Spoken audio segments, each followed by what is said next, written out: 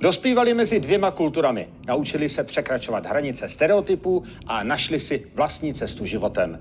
Řeč je o druhé generaci Vietnamců, kteří v Česku vyrostli. Jejich portréty ode dneška představuje výstava v pražských Holešovicích s cílem ukázat, že jde o mnohem pestřejší komunitu než jen provozovatele večerek. Šli si za svým a uspěli. Taj je vedoucí lékař adiktologické ambulance.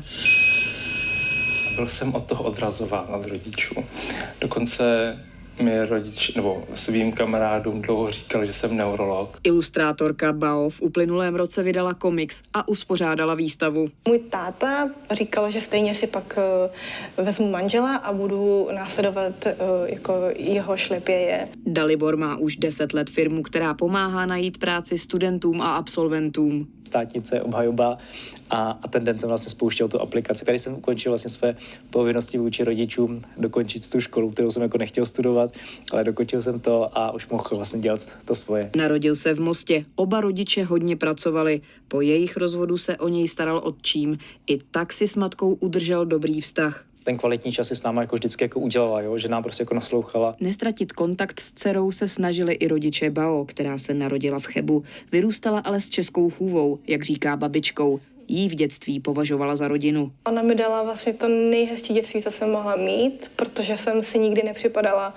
díky ní jako jiná než ostatní, protože jsem slavila s ní Vánoce, chodila jsem s ní sbírat houby. Tady je jedna babička ve Staré Bohyni, já jsem vždycky říkal babi Bohyně. Dodnes udržuji s mými rodinami kontakty a vděčím jim do velké míry za to, jakým člověkem teďka jsem. Tajovi bylo půl roku, když sem s rodiči přišli. Na tržnici v Hřensku to s jeho neposednou náturou nefungovalo. A rozbil jsem tady sloníka, kterého potřebují rodiče. Teď je pro něj znalost obou kultur výhodou. Dospívání ale bylo o hledání vlastní identity. I pro Dalibora. Těžce nesl přísnou výchovu. S nynější ženou skrývali vztah před rodiči 10 let.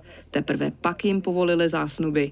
Nenarážejí jen na kulturní, ale taky jazykovou bariéru. Tím, že vietnamština je až můj třetí jazyk, je to těžký mluvit s rodičema o takových těžkých tématech.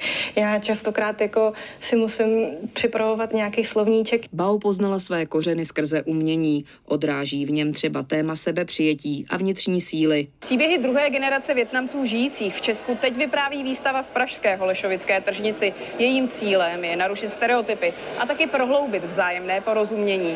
Nejen mezi Čechy a Vietnamci, ale taky mezi generacemi. Oni žili v takové chudobě. Obětovali tolik věcí, abych tu mohla být. Abychom právě dostali to, co oni neměli. Vděk rodičům, respekt a smíření. Témata, která jsou společná bez ohledu na původ. Tereza Stárková, Česká televize.